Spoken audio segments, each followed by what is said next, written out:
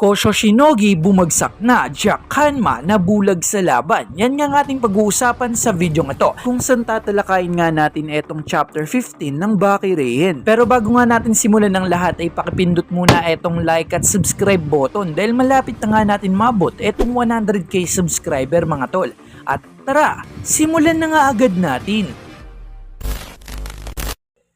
So bago nga natin simulan etong chapter 15 natin ng Baki Reihen ay onting recap muna tayo dito sa ating previous chapter na chapter 13 and 14 ng Baki Reihen. So dito nga sa chapter 13 ay pinakita nga ang kauna-unahang gumamit ng biting technique at ito nga si Megacles at ginamit niya nga ito dito sa championship match at bago nga magtapos ang chapter 13 ay dito nga kinagat pa neto ni Jack Hanma etong si Kosho Shinogi. Samantalang dito naman sa chapter 14 mga tol ay makikita na talaga na wala ng laban etong si Kosho Shinogi kung saan tumalon pa nga etong si Jack Hanma ng sobrang taas para nga baliin ang leg neto ni Kosho. At dito nga'y kinausap siya ni Jack Hanma ng maayos na itigil na ang laban habang humihinga pa siya.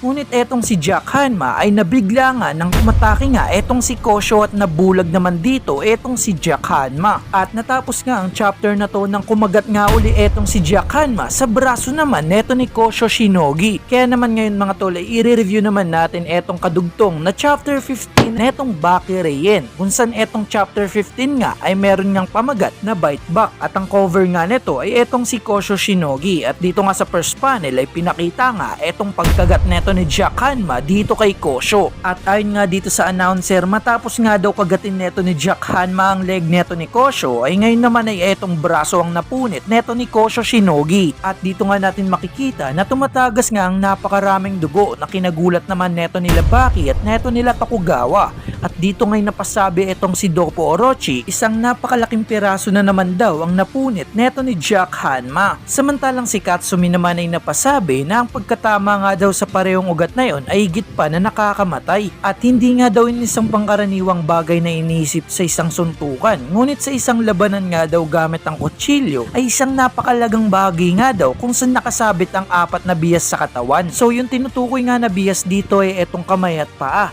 At bawat isa nga daw dito ay nagtataglay nga daw ng isang napakalaking ugat. Kaya naman daw kapag natamaan nga to alinman sa mga yun ay maaaring magdulot nga daw ito ng kamatayan. At dito na nga bumalik sa scene kung saan etong si Jack Hanma ay napahawak nga dito sa kanyang dalawang mata. At dito ay tumingala nga siya mga tol kung saan wala na nga siyang nakikita. At dito nga'y pinakita etong dalawang fighter na nakatayo. Si Kosho nga'y nakahawak sa kanyang leeg samantalang si Jack ay nakatingala. Dito nga'y pinakita ang reaksyon neto ni Tokugawa. At maya-maya pa dito ngay biglang bumagsak etong si Kosho Shinogi na kinagulat naman netong mga manonood. At dito ngay makikita na pinagpapawisan etong si Baki at dito na nga tinaas ni Tokugawa ang kanyang kamay at sabay-sabay na this match is over. At dito nga pinakita kung saan in-announce na etong si Jack Hanma ang panalo at dito ngay makikita etong si Kosho na nakadapa na nga sa sahig. At dito na ngay nagmamadali etong mga medical staff ng Underground Arena para nga sagipin etong si Kosho Shinogi. At sabay-sabi nga ni Tokugawa dito kay Jack Hanma na talagang kakaiba ang gudo mo. Samantalang itong si Jack Hanma ay wala ngang reaksyon dahil wala na nga siyang nakikita dito mga tol. At sabay-sabi nga ni Tokugawa na bulag na siya at dito nga hinawakan muli neto ni Jack Hanma ang kanyang mata.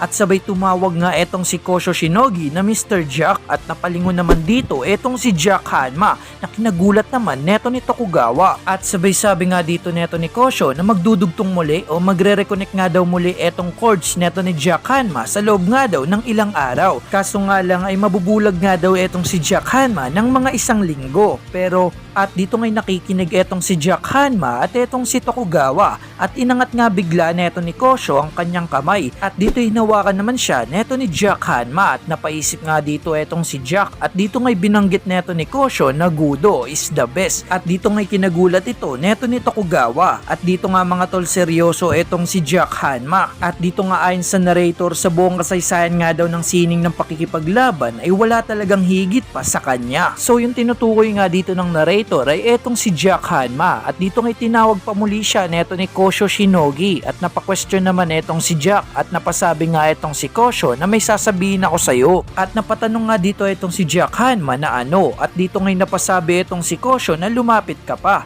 At dito nga nang malapit na ang tenga neto ni Jack Hanma sa bibig ni Kosho ay kinagulat nga ito neto ni Tokugawa.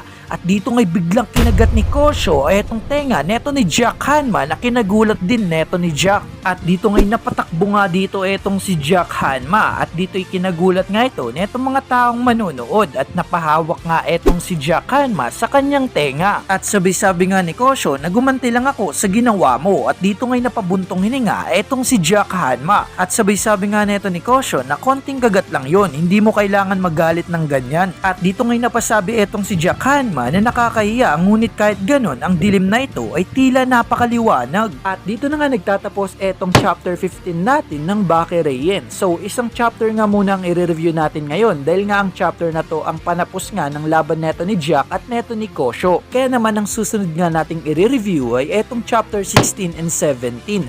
Bali dalawa-dalawang chapter na nga ang i-review natin mga tol. Kaya naman abangan nyo nga etong susunod nating i-upload at pati na rin etong Baki Reian dahil napaka-solid nga ng mga chapter na susunod mga tol. At syempre mga tol, hindi nga mawawala etong inaabangan natin sa Netflix dito sa June 18, 2026 ang Baki Duo Part 2. Kung saan magbabalik nga itong si Musashi Miyamoto mga tol. Hindi sa magbabalik, kumbaga itutuloy na nila. Marami kasing nalilito mga tol. So yung mga magaganap nga na laban dito, spoiler alert nga mga tol, ang magaganap nga na laban dito ay etong kay Kaoru Hanayama, Baki, Motobi at Pickle. Kung saan lalabanan nga nila etong si Musashi Miyamoto. At lahat nga yan ay nagawan ko na ng video. Depende na lang sa inyo kung gusto nyo nga panoorin mga tol. Ilalagay ko na lang sa baba. Pero kung gusto nyo nga ito panoorin ng animated na mga tol ay abangan nyo na lang ito sa June 18. At meron nga akong i-recommend sa inyo mga tol. Kung wala nga kayong Netflix ay abangan nyo na lang ito sa Loklok. Mag-download kayo ng Loklok mga tol. Libre lang doon at siguradong may Tagalog dub. Hindi nga ito sponsor pero yun nga ang pinaka nire-recommend ko mga tol. Pero meron nga doon mga ads pero syempre magtiyaga na lang tayo doon. Pero solid pa rin naman ang quality ng video doon. Kaya naman abangan nyo na lang doon. Kung meron nga kayong Netflix ay mas maganda. Dahil dito nga'y wala nang iistorbo sa'yo. Kumbaga sunod-sunod nga ang panonood mo rito. Kumbaga matatapos mo ito ng saglit lang. Pero napakaganda talaga ng quality kapag sa Netflix o sa original talaga. At oo nga pala mga tol, hindi na nga muna ako magpo-post sa Facebook page natin dahil nga nasuspend nga ang ating mga video doon. Kaya naman sa ating YouTube channel na lang tayo mag-upload ng video.